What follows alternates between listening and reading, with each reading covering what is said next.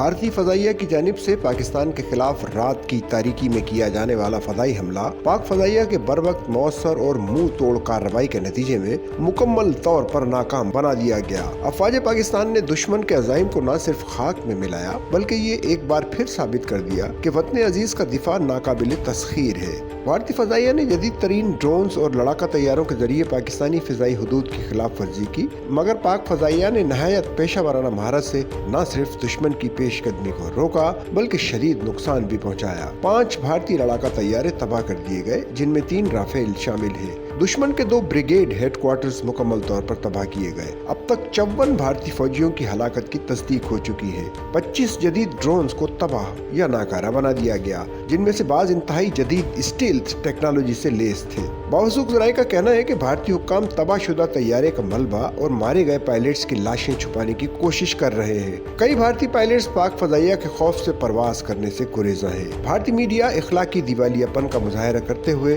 نہتے شہریوں کی شہادتوں پر جشن منا رہا ہے، جو کہ عالمی انسانی حقوق کی سنگین خلاف ورزی ہے۔ برطانوی دفاعی کمپنی مورٹن بیکر کے مطابق حملے کی رات 4 پائلٹس نے ایجیکشن کیا، جن میں 3 رافیل طیاروں سے تعلق رکھنے والے بھارتی پائلٹس تھے۔ ایک پائلٹ کسی اور ملک کے لڑاکا طیارے سے تھا، جس کی شناخت ابھی سامنے نہیں آئی۔ بھارتی فورسز کی جانب سے نہتے شہریوں، خواتین اور بچوں کو نشانہ بنانا جنگی جرائم کے زمرے میں آتا ہے۔ اس کے باوجود عالمی اداروں کی خاموشی افسوسناک اور قابل مذمت ہے۔ یہ عمل نہ صرف انسانی اقدار کی خلاف ورزی ہے بلکہ عالمی قوانین کی بھی توہین ہے۔